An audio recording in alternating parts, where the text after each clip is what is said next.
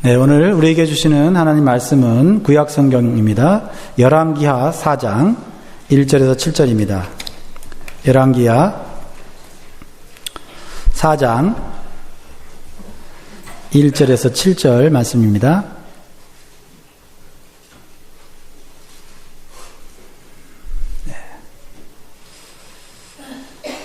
자, 1절 제가 읽고 교독하도록 하겠습니다. 선지자의 생도의 아내 중에 한 여인이 엘리사에게 부르짖어 가로되 당신의 종 나의 남편이 이미 죽었는데 당신의 종이 여호와를 경외한 줄은 당신이 아시는 바니이다. 이제 체주가 이르러 나의 두 아이를 취하여 그 종을 삼고자 하나이다. 엘리사가 저에게 이르되 내가 저를 위하여 어떻게 하랴. 내 집에 무엇이 있는지 내게 고하라. 저가 가로되 계집종의 집에 한 병 기름 외에는 아무것도 없나이다. 가로되 너는 밖에 나가서 모든 이웃에게 그릇을 빌라. 빈 그릇을 빌되 조금 빌지 말고 너는 내 두 아들과 함께 들어가서 눈을 닫고 그 모든 그릇에 기름을 부어서 차는 대로 옮겨 놓으라. 여인이 물러가서 그 두 아들과 함께 문을 닫은 후에 저희는 그릇을 그에게로 가져오고 그는 부었더니 그릇에 다 찬지라. 여인이 아들에게 이르되 또 그릇을 내게로 가져오라. 아들이 가로되 다른 그릇이 없나이다 하니 기름이 곧 그쳤더라. 같이 읽겠습니다. 그 여인이 하나님의 사람에게 나아가서 구한데 저가 가서 기름을 발아 빚을 갚고 남은 것으로 노아 내 두 아들이 생활하라 하였더라. 아멘. 사랑하는 여러분, 잘 오셨습니다. 여러분, 주일 아침에 얼마나 많은 유혹이 있었습니까? 그럼에도 불구하고 믿음으로 유혹을 밀치고 이 자리에 나온 줄 믿습니다. 우리 서로를 향하여 축복함 주겠습니다. 하나님이 당신과 함께 계십니다. 축복하겠습니다. 네.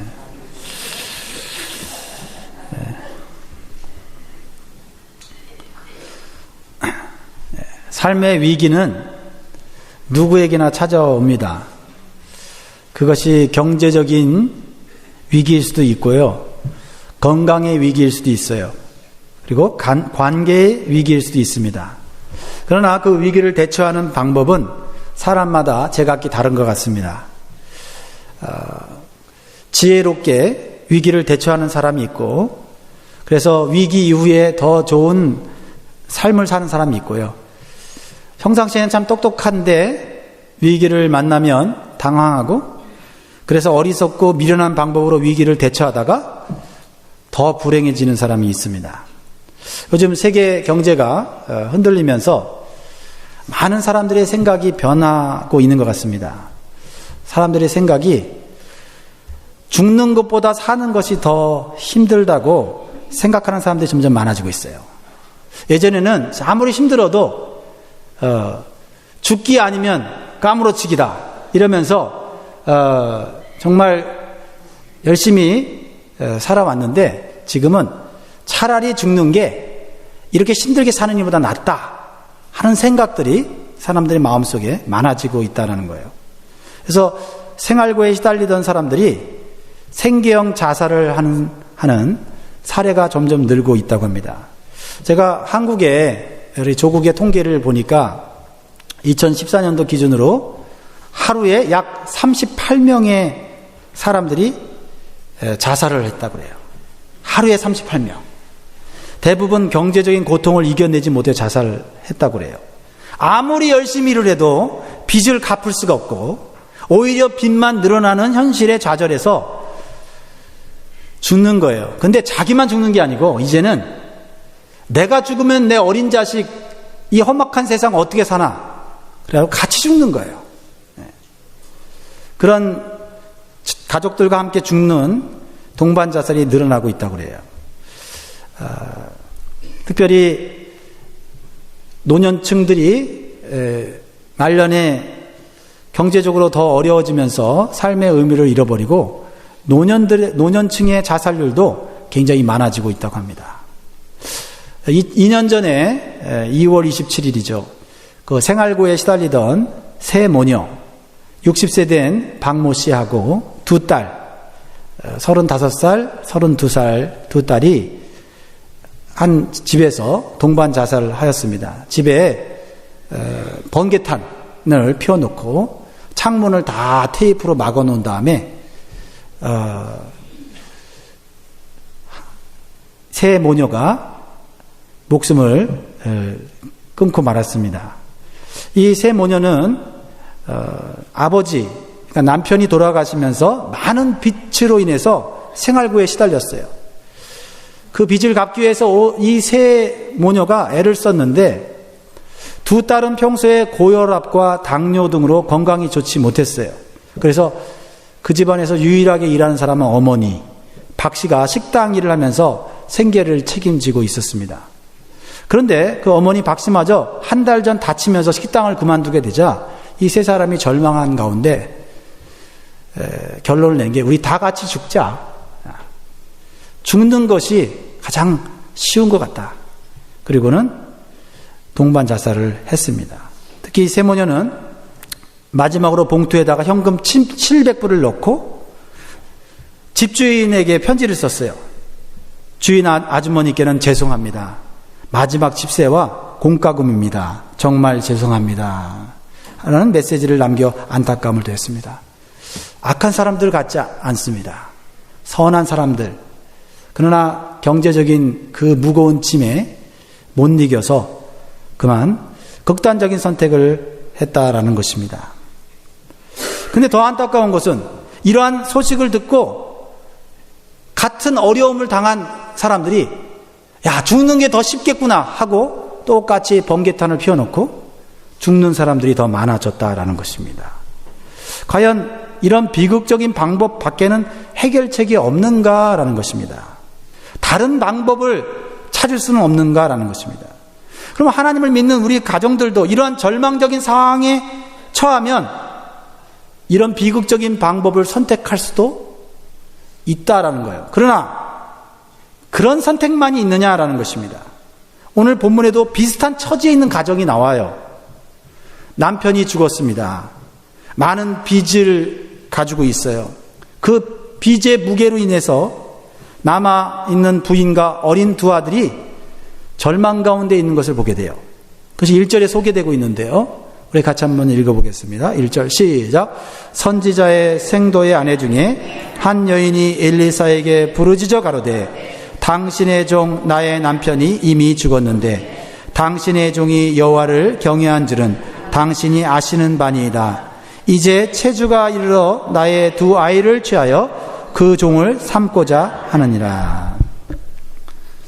빚을 갚아야 되는 상황 가운데 빚을 갚을 수 없는 그러한 절망적인 상황 가운데서 이제 빚쟁이가 찾아와서 어린 두 아들을 노예로 끌고 가겠다라는 것입니다.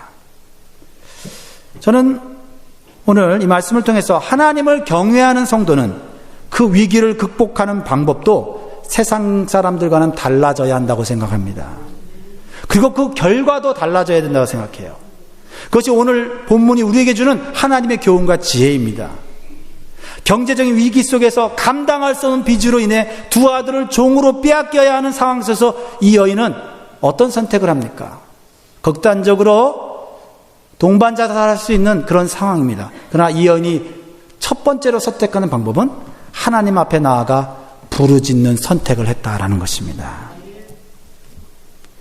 그것이 당장 문제를 해결해 주는 것은 아닐지 모르지만 그 여인은 하나님을 믿는 사람으로서 첫 번째 선택을 하나님 앞에 나아가 자신의 속에 있는 고통과 아픔과 괴로움을 쏟아놓는 기도를 하기로 결심했다라는 것입니다.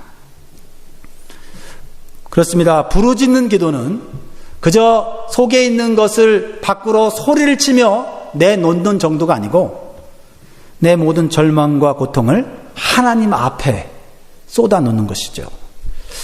그런 기도가 사무엘상 1장에 나오는데요. 위대한 선지자 사무엘의 어머니가 누구죠? 한나. 이 한나라는 여인이 오랜 동안 자식이 없어요. 남편의 두 번째 부인이 분인난데 말할 수 없는 괴롭힘을 줍니다. 고통을 줍니다. 한시도 편안히 살 수 없도록 계속해서 괴롭힙니다. 남편의 사랑을 독차지하며 자식이 있는 것을 가지고 이 자식이 없는 한나를 괴롭히는 거예요. 그래서 이 한나는 삶의 의욕을 잃어버립니다. 먹지도 마시지도 못하는 상황 속에서 선택한 것은 성전에 올라가 기도하면서 통곡하기로 한 것입니다. 그래서 사무엘상 1장 10절에 보니까요, 한나가 마음이 괴로워서 어떤 선택을 했냐면 여호와께 기도하고 통곡하며 라고 말하고 있습니다. 그의 부르짖는 기도는 사람들의 오해를 받기도 합니다. 한나의 부르짖는 소리, 부르짖는 기도에 그곳에 있었던 엘리 제사장은 한나가 술을 먹고 술주정하는 것으로 착각을 하였습니다. 그래서 한나는 이 제사장이 이렇게 얘기를 합니다. 사무엘상 1장 15절로 16절을 우리 같이 한나의 마음이 되어서 같이 한번 읽겠습니다. 시작. 한나가 대답하여 가로되 나의 주여 그렇지 아니하니이다. 나는 마음이 슬픈 여자라.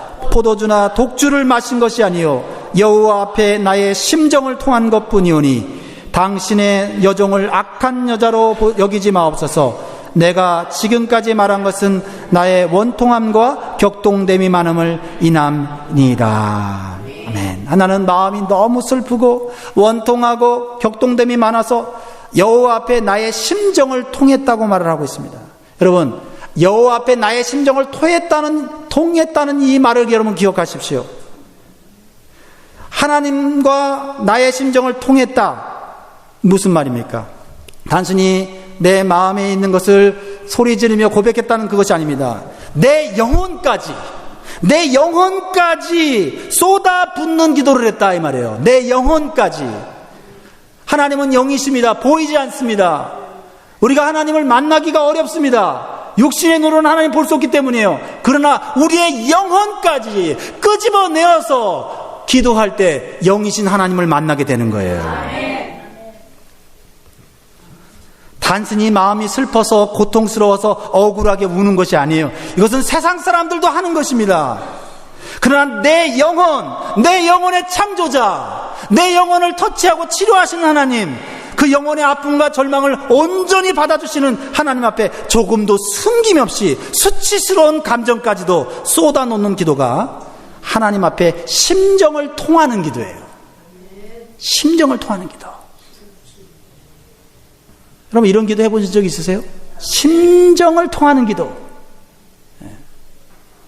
이 심정을 통하는 기도할 때 하나님 만날 수 있어요. 영이신 하나님이 내 영과 만나는 경험을 할 수가 있어요. 하나님이 멀리 계신 것이 아니라 바로 내 앞에서 내 괴로움을 토해낼 때 그 고통의 찌꺼기들을 바로 그 자리에서 받아주시는 하나님의 임재를 경험할 수 있다는 거예요. 멀리 있는 하나님이 아니에요. 그냥 그저 하나님 앞에 기도하고 1분, 2분, 10분 기도하고 그 기도 안 들어주신다 생각하고 그 자리를 뜨는 기도가 아니라 내 영혼이 주님을 만날 때까지 내 속에 있는 것을 토해내듯이 기도하는 거예요. 이게 부르짖는 기도라고 말할 수 있는 것입니다. 이 부르짖는 기도가 생명의 길로 인도해요. 하나님을 경외하는 성도는 이런 부르짖는 기도를 배워야 돼요. 오늘 빚더미에 쌓여 자식을 종으로 내어 주어야 되는 운명적인 이 상황 속에서 이 한 여인의 부르짖는 기도는 결국 하나님의 응답을 듣게 되는 거예요. 하나님의 사람 엘리사 선지자를 통해서 응답을 듣습니다. 어떤 응답을 듣습니까? 내가 너를 위하여 어떻게 해주기를 원하느냐. 따라합니다. 내가 너를 위하여 어떻게 해주기를 원하느냐. 여러분 이 음성 들으면 모든 게 해결되는 거예요. 전능하신 하나님이 내가 어떻게 해주기를 원하느냐 들으면 여러분 죽을 수밖에 없는 상황 가운데서도 삶의 길이 열리는 줄 믿으시기 바라요. 그러니까 부르짖는 기도는 하나님이 내가 너에게 어떻게 해주랴라는 음성 들을 때까지 하는 것이죠. 이 여인은 그 음성을 들었을 때 그 마음에 얼마나 많은 간절함이 있었겠어요. 내 소원을 들어주시는 그 하나님이 드디어 나에게 응답하셨다는 것이죠. 내가 올바른 길로 나와 있는 것입니다. 이것은 절망적인 상황 가운데서 정말 부르짖는 기도를 해본 사람이 느낄 수 있는 영적인 그러한 감정이에요. 오늘 4장 2절 말씀을 다시 한번 읽겠습니다. 시작. 엘리사가 저에게 이르되 내가 너를 위하여 어떻게 하랴? 내 집에 무엇이 있는지 내게 구하라. 저가 가로되 계집종의 집에 한 병 기름 외에는 아무것도 없느니라. 엘리사 선지자는 두 번째로 질문을 합니다. 내 집에 무엇이 있는지 내게 구하라 말합니다. 그러자 집에 뭐밖에 없어요? 한 병의 기름밖에는 없다고 말합니다. 없어도 너무 없네요. 그렇죠? 정말 빚을 갚으려고 애쓰고 힘쓰고 갖다 팔고 이제 기름 한 병 남았어요. 그 기름으로 자식들하고 떡 한 번 해먹으면 끝나는 기름 한 병. 그 기름 한 병 남을 때까지 이 세 모자의 인생은 너무나도 고통스러웠어요. 그러나 그 마지막 죽음의 기로에 선택한 것이 여호와 앞에 나아가 부르짖었다는 거예요. 그리고 하나님과 마음을 통했고 하나님의 음성을 들었던 것입니다. 그런데요, 왜 기름 한 병 가지고는 아무것도 해결할 수가 없는데 왜 무엇이 남았느냐고 물어봤을까요? 더 비참하게 만들려고요? 아닙니다. 하나님만 바라보도록 물어본 거예요. 이제 하나님 밖에는 소망이 없다는 사실을 인정하도록 질문하는 것입니다. 어떤 사람들은요, 남은 것이 하나도 없는데 남은 자존심 지키려고 부르짖는 기도 못하고 하나님 앞에 나아가지 못하고 그냥 집안에서 그냥 꽁꽁 묶여있는 그런 불행한 인생들도 있어요. 엘리사는 그 여인에게 문제 해결 방식을 제시해 줘요. 세상이 말하는 해결 방식은 아니에요. 모든 이웃에게 가서 그릇을 빌리라 해요. 그릇. 그리고 가능한 한 적게 빌리지 말고 많이 빌리라고 그래요. 그리고 문을 닫고 기름 한 병 남은 거 가지고 그 그릇들에다가 부으라고 합니다. 여러분, 이것이 가능한 일이겠습니까? 여러분에게 이런 명령이 떨어졌다면 여러분 어떻게 하시겠어요? 이것이 여러분 기도 응답으로 주어졌다면 어떻게 하시겠어요? 네. 그릇을 빌리는 것은 할 수 있어요. 그죠? 이웃에게 그릇 빌리는 거 할 수 있지요. 그거는 상식적으로 할 수 있는 일입니다. 그러나 그 남은 기름을 다른 그릇에 붓는다고 해서 달라질 게 있습니까? 빚을 갚을 수 있습니까? 여러분, 기름을 다른 그릇에 옮겨 담을 때 누가 봤다면 그 여자 정신 나간 여자라고 생각하지 않겠어요? 예? 기름 한 병 가지고 여기 부었다가 저기 부었다가 부으면서 왜 그래? 예, 왜 그래? 그냥 나도 몰라 붓는 거야. 근데 그게 주님의 해결 방법이었다라는 것이죠. 당시 엘리사는요, 왕궁에 드나들면서 왕과 고위 관리들과 좋은 관계를 맺고 큰 신임을 얻고 있었어요. 그래서 엘리사가 요청하면 웬만한 일들을 처리할 수 있었어요. 그렇다면은 직접 돈을 빌려준다든지 아니면 장사할 수 있는 가게를 열어준다든지 다른 방법으로 이 여인을 도울 수 있었을 거예요. 그런데요, 하나님 방법은 달랐어요. 하나님은 이 여인에게 단순히 경제적인 문제만 해결해 주시려고 한 게 아니라는 거예요. 이 여인을 믿음의 사람으로 만들기를 원하셨어요. 그래서 이 위기를 통해서 이 여인의 믿음을 시험하고 계시는 거예요. 그리고 이전에 경험하지 못한 하나님의 능력을 보여주시려는 것입니다. 빚만 갚아주려고 하는 게 아니에요. 그래서 문제가 해결된 이후에는 자기 중심의 삶에서 좀 더 하나님 중심의 삶으로 바뀌기를 원하시는 거예요. 하나님 말씀이라면 어떤 상황 가운데서도 무조건 순종할 수 있는 믿음을 갖기를 원하시는 거예요. 그래서 또 기름 한 병 남는 위기가 인생에 또 찾아오면 그때는 절망하지 않고 자신감과 믿음의 확신을 가지고 하나님 앞에 또 나아가서 하나님의 도우심을 구할 수 있기를 원하시는 겁니다. 여러분, 빚을 갚았다고 우리의 삶에 또 위기가 안 찾아올까요? 하나님을 만나 위기를 극복하는 방법을 가르쳐 주기를 원하신 거죠. 사랑하는 성도 여러분, 위기 속에서 한번 하나님께 내 마음을, 아니 내 영혼을 쏟아놓는 부르짖는 기도를 한번 해보십시오. 영이신 하나님을 여러분의 영이 부딪히게 될 거예요. 만나게 될 거예요. 그리고 내가 원하는 방식으로 응답이 오지 않는다고 불평하지 마십시오. 귀에 들린 말씀 그대로 한번 순종해 보십시오.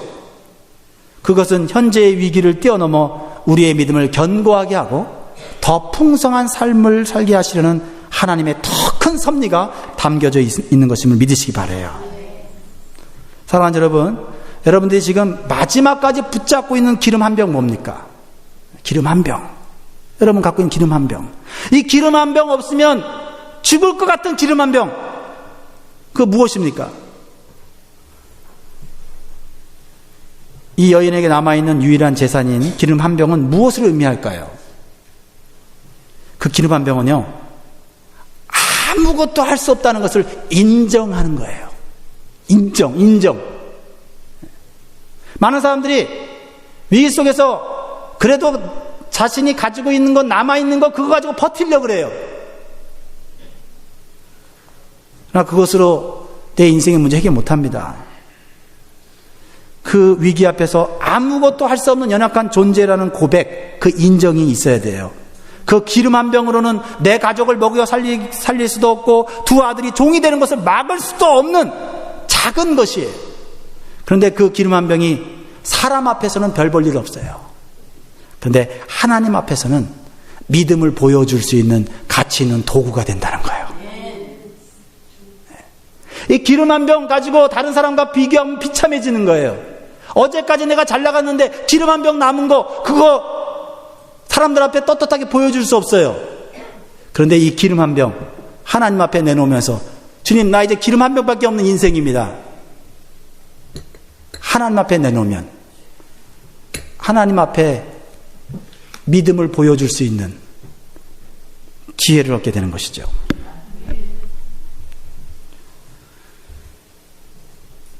여러분, 오병이어 사건도 기억하시죠? 어린아이 도시락, 물고기 2마리와 떡 5개, 그걸로 5,000명 먹였잖아요. 그거 가지고 어린아이 하나 먹으면 끝나는 건데, 그것이 주님 앞에 드려지고 믿음으로 그것을 사용할 때 하나님의 놀라운 축복 역사가 일어났습니다. 여러분, 기름 한 병, 어쩌면 여러분의 자존심일 수 있고 여러분 마지막 남은 재산일 수도 있어요. 그것을 하나님 앞에 내놓으면서, 주님, 나는 연약한 존재입니다. 아무것도 할 수 없는 존재라고 인정할 때 그제서야 하나님이 여러분을 사용하기 시작하는 거예요. 네. 기름 한 병은 변하지 않는데 하나님의 축복이 플러스로 더해지면, 그러면 나는 하나님만큼 큰 존재가 되고 큰 축복을 받는 거예요. 나는 원래 아무것도 아닌 존재예요. 내가 큰 집을 가졌고 대단한 성공을 했어도 사실 아무것도 아닌 존재예요. 위기가 오면 그거 다 무너질 거잖아요. 근데 내가 진짜 아무것도 아닌 존재인데 플러스 하나님이 나와 함께 하시면 나는 하나님만큼 큰 존재가 되는 거죠. 그러려면 나는 아무것도 아니라고 하는 걸 인정해야 되는 거예요. 그러면 이런 하나님의 축복을 내 삶에 현실화시키는 방법은 무엇일까요? 이 축복을 현실화해야 되잖아요. 우리의 삶에 적용해야 되잖아요. 이 말씀을. 네. 그것은 문을 닫는 거예요.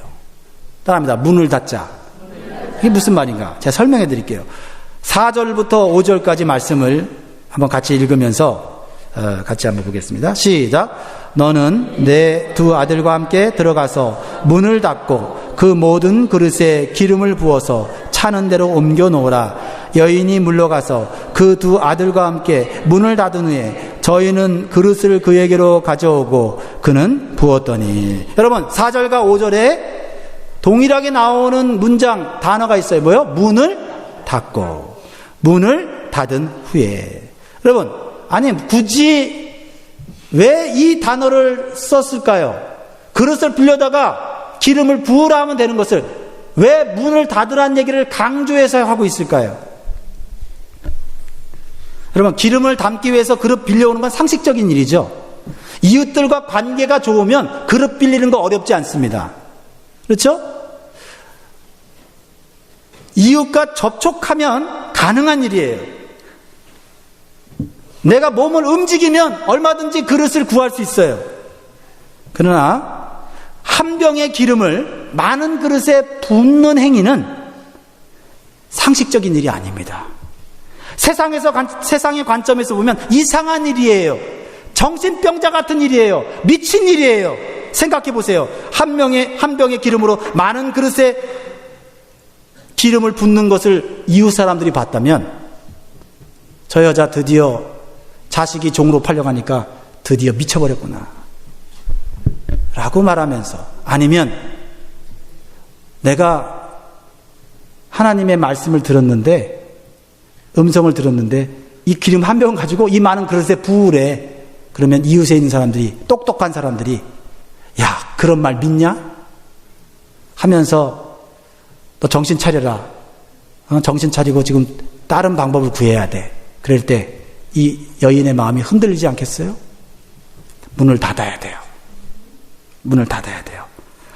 세상의 방해를 받지 않기 위해서, 하나님의 방법으로 순종하기 위해서 세상의 방식이 이 문 안으로 들어오지 않도록 문을 닫고 신앙적이고 영적인 시간을 오직 하나님과만 갖는 것이에요.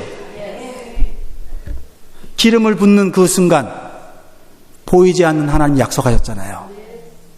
눈에 보이지 않지만 하나님의 임재가 있는 거예요. 하나님과 함께 기름을 붓는 거예요. 하나님과 함께 기름을 같이 채우는 거 아니에요? 얼마나 떨리면서도 얼마나 흥분되는 시간이었겠어요. 여러분, 무엇보다도 이 과부의 영적인 체험이 아무것도 모르고 순종하는 두 자녀에게도 그대로 전달되고 있었다는 거예요. 이 영적인 체험은 어머니만 한 것이 아니라 그 자녀들에게도 함께 이루어지겠다는 거예요. 학교에서도 직장에서도 배울 수 없는 세상과 세상의 방식의 문을 닫고 기도하는 기도의 골방이 있어야 돼요. 기도의 골방이 있어야 돼요. 세상의 사상이 들어오지 않고, 세상의 가치가 들어오지 않고, 사람들의 현실적인 그런 말들이 들어오지 않는 골방이 있어야 돼요. 그래서 마태복음 6장 6절에 뭐라고 말합니까? 다 같이 읽겠습니다. 시작. 너는 기도할 때에 내 골방에 들어가 문을 닫고 은밀한 중에 계신 내 아버지께 기도하라. 은밀한 중에 보시는 내 아버지께서 갚으시리라. 제가 이 말씀 준비하면서 이 말씀 항상 많이 읽었는데, 문을 닫고라는 단어를 제가 지나쳤던 것 같아요. 골방에 들어가면 당연히 문을 닫지요. 근데 골방에 들어가 문을 닫는다는 것은 하나님과의 그 시간 속에서 방해를 받지 않겠다는 거예요. 나 하나님과 지금 영적 교제하고 있고 하나님 앞에 내 속에 있는 것을 쏟아 놓아야 하니 방해하지 말라, 이 말이에요. 그 하나님께서 그곳에서 역사하신다는 거예요. 세상의 관점에서 볼 때, 여러분, 골방에서 기도하는 걸 볼 때 여러분, 그게 올바른 방법이라고 생각이 드십니까? 너무 고통스러워서 정신 나간 소리 하고 있다고 생각하겠지요. 저도 사실 어렸을 때 좀 충격적인 사건을 경험한 적이 있어요. 제가 서울에 있는 응암동이라고 하는 동네에 살 때 제가 초등학교 4학년이었어요. 그리고 저희 아버지는 사업을 하다가 사업이 망했는지 아니면 사업을 접었는지 모르겠는데, 하여튼 사업을 내려놓고 신학교에 가서 전도사님이 됐어요. 그러니까 굉장히 집안이 어려웠겠죠. 그래서 교회 옆에 붙은 한 방에 그냥 살았어요. 근데 그 방을 또 아버지가 반으로 이렇게 쪼개서, 여기는 아버지 어머니 방, 여기는 내 형제 방, 이렇게 했어요.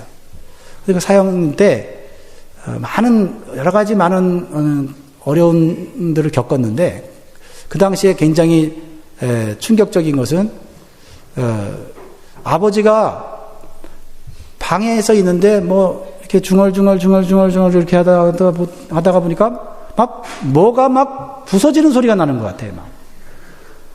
그래갖고 너무너무 놀래갖고 이렇게 구석으로 가서 이렇게 숨었어요.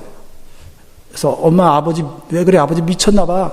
아버지 왜 방에서 저렇게 막 이상한 소리가 들리고 그래? 그랬더니 이제 어머니가 그러는 거예요. 아버지가 기도하다가 성령을 받아갖고 그 성령이 너무 강하게 임하니까 떼굴떼굴 굴르는 거라는 거예요.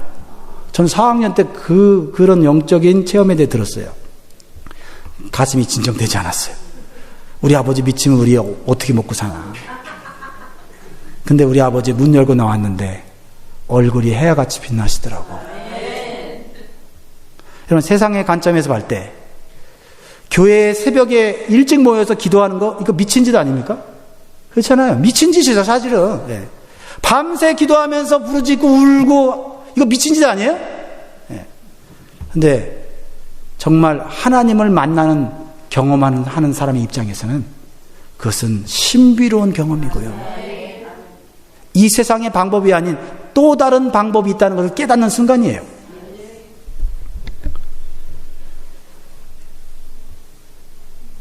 그렇습니다. 세상과 이성의 문을 닫고 기도의 골방에서 하나님의 임재와 능력이 하나님의 방식으로 부어져서 모든 빈 그릇에 채워지는 역사를 믿고 모이는 것이에요. 순종하는 사람들끼리 기도와 흥분 속에서 축복의 기름이 채워지는 것을 경험하는 거예요. 거기서 하나님의 방식으로 경제적인 문제가 해결되고 자녀들을 얽어매고 있던 현실의 문제가 해결되는 거예요. 한 병의 기름이 한 그릇 채워질 때마다 마음의 의심이 사라졌을 거 아니에요? 이 여인의 마음에 감사가 터져나오지 않겠어요? 기름을 부었는데 기름이 안 떨어지는 거예요. 감사합니다. 감사합니다. 채워주셔서 감사합니다. 그러면서 찬양이 터져나오지 않겠어요? 눈물이 나오지 않았겠습니까? 그러면서 회개가 나오지 않았겠어요? 왜 나 기름 한 병 남을 때까지 하나님께 부르짖는 기도하지 않았는가? 하나님을 왜 이제서야 찾았는가? 회개하지 않았겠어요? 그러면서 후회하고 안타까워했을 거예요. 내가 믿음이 더 컸더라면 더 많은 그릇을 빌렸을 텐데. 그릇이 없으니까 축복의 기름도 동시에 떨어졌다고 얘기하고 있어요. 무엇을 보여줍니까? 이 여인이 빌린 그릇은 믿음의 그릇이에요. 믿음이 커야 돼요. 믿음의 그릇을 크게 해야 돼요. 어차피 기름 한 병밖에 없는데 믿음이라도 크게 해야 복을 받을 거 아니에요. 하나만 빌렸다 생각해 보세요. 하나만. 기름 하나 붓고 끝입니다. 더 많이 빌렸어야 돼. 어차피 내가 축복을 주는 거 아니잖아요. 하나님이 주는 축복이면 내 믿음을 넓혀야 될 거 아니에요. 아마 이 여인은 열심히 빌렸을 거예요. 미안해서 더 못 빌렸을 것 같아요. 미안해서. 여러분, 신앙에는요 미안한 게 없는 거예요. 자존심 때문에 못 빌렸을 거예요. 저기 사는 저 집 옛날에 내가 밥도 사주고 옷도 사줬는데 내가 기름 한 병 남아서 그릇 빌리러 가려니까 못 빌리러 가는 거예요. 왜 하나님이 이 여인에게 그릇 빌리라는 걸 시켰을까요? 쉬운 것 같죠? 어떤 사람에게요? 없는 사람에게는 빈 그릇 빌리러 가는 것도 어려워요. 그릇에 뭐 채워서 가야 빌리지. 왜요? 그 여인의 믿음의 크기를 보려고 하시는 거예요. 그리고 그 크기만큼 복을 주시려고 하는 거 아니겠어요? 그렇다면 교회 나와서 여러분 뭐 할 거예요? 믿음 키우기 위해서 나오는 거 아니겠어요? 그저 사랑받고 인정받고 그러려고 나오는 거예요? 내 믿음의 크기를 크게 만들어야 되잖아요. 2015년도 요만했다면 올해 이만하게 만들어야 되잖아요. 10년 전에도 요만한데 지금도 요만하면 되겠어요? 아니, 더 쭈그러들면 되겠어요? 네. 안타까워요. 6절에 보니까 그릇에 다 찬지라 여인이 아들에게 이르되 또 그릇을 4개로 가져오다 아들이 가로되 다른 그릇이 없나이다 하니 기름이 곧 그쳤더라. 여러분, 더 받을 수 있는 복을, 여러분 뭐 똑똑하고 돈이 많아야 축복 더 받아요? 아니요. 믿음만큼은 되는 거예요. 주님 시키는 거 순종하면 그 순종한 만큼 복 받는 거 아니에요? 시편 81편 10절에 나는 너를 애굽 땅에서 인도해낸 여호와 내 하나님이니 내 입을 넓게 열라 내가 채우리라. 이제 이 불행한 여인의 가정에 하나님의 방식으로, 세상의 방식이 아닌 하나님의 방식으로 빚이 갚아져요. 남은 것으로 넉넉하게 생활하는 기적이 일어납니다. 이것이 하나님이 믿음의 방식으로 채워주는 축복이에요. 근데 빚만 해결됐습니까? 하나님의 중심으로 살아가는 것을 배우게 되었죠. 자녀들도 하나님을 같이 경험하게 됐습니다. 이것이 하나님이 우리의 문제를 해결하는 방식이에요.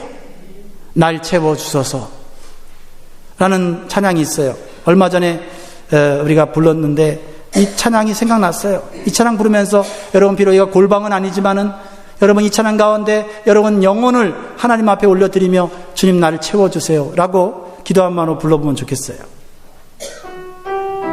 날 채워주소서, 날 만져주소서, 날 일으키소서, 지금 이 시간 끝없는 주님의 생명수로 나의 영혼에 부으소서.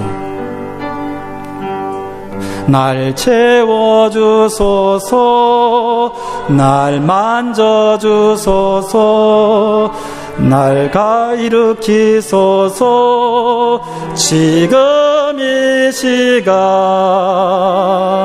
끝없는 주님의 생명수로 나의 영혼에 부으소서. 날 채워주소서, 날 만져주소서, 날 일으키소서. 주 볼 수 있게 세상에 누구도 채울 수 없는 나의 마음을 채우소서. 날 채워주소서. 기도한 마음으로 날 만져주소서, 날 일으키소서. 지금 이 시간 끝없는 주님의 생명수로 나의 영혼에 부으소서. 날 채워주소서, 날 만져주소서, 날 일으키소서. 주 볼 수 있게 세상에 누구도 채울 수 없는 나의 마음을 채우소서. 우리가 겉으로 치장할 수는 있어도 우리의 마음의 공허함은 채울 수 없어요. 오직 하나님만이 은밀한 곳에서, 기도하는 곳에서 우리의 마음을 채워주십니다. 사랑하는 성도 여러분, 세상의 문을 닫고 이성의 문을 닫고 은혜와 성령의 기름을 체험받는 시간이 우리에게 지금 필요합니다. 많은 사람이 필요하지 않아요. 많은 노력이 필요하지 않아요. 많은 지식이 필요하지 않아요. 좋은 장소가 필요하지 않아요. 그저 하나님을 믿는 안타까운 마음으로 두세 사람이 주님의 이름으로 모인 곳에 주님이 함께 하신다고 했습니다. 그리고 두 사람이 합심하여 기도할 때 무엇이든지 이루어진다고 약속하셨습니다. 지식이 있어야 되는 게 아니에요. 경험이 있어야 되는 게 아니에요. 돈이 있어야 되는 거 아니에요. 그저 기름 한 병밖에 없다고 하는 연약함으로 두 사람이 모여서 기도하면 그것이 목장이고 그것이 소그룹이고 그것이 바로 기도의 골방인 거예요. 왜 그걸 못합니까? 왜 그걸 우리가 순종하지 못합니까? 부모인 우리가 자녀들에게 집에서 TV 보고 드라마 보고 영화 보고 웃는 모습은 보여주지 않습니까? 돈 문제로 세상에 여러 가지 고민하고 걱정하는 모습만 보여주면서 위기를 만나면 이렇게 얘기합니다. 부모처럼 안 살려면 너 열심히 공부해. 부모처럼 안 살려면 경쟁해서 이겨야 한다고 세상의 방식만을 가르치지 않습니까?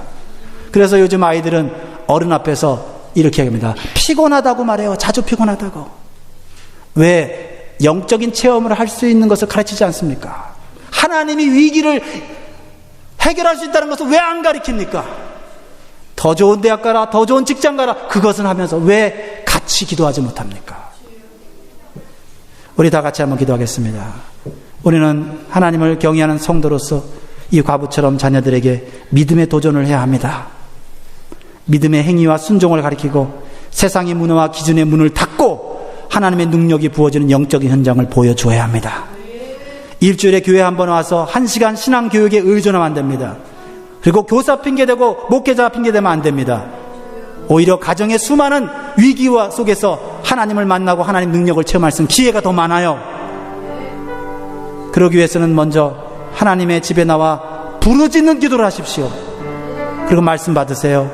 그리고 가정에서 모여서 받은 하나님 말씀을 가족들과 나누고 성령의 기름을 마음속에 채우는 영적 시간을 갖게 해달라고 기도하시기 바랍니다. 그러면 하나님께서 하나님의 방식으로 여러분의 인생을, 여러분의 위기를 넘어가게 해주실 거예요. 우리 다 같이 기도하겠습니다. 하나님 아버지 감사합니다. 위기 속에서 우리는 본능적인 선택을 합니다. 극단적인 선택을 합니다. 그러나 그 선택이 아닌 다른 선택이 있다는 사실을 오늘 이 시간 말씀을 통해 배웠습니다. 주여, 우리가 이 말씀을 통해서 정말 이 세상을 살아가는 데 있어서 하나님이 주시는 방식, 영적인 방식이 있다는 사실을 기억하며 살아가는 인생이 되어줄 수 있게 도와주시기를 간절히 원하옵거나니 도와주시옵소서.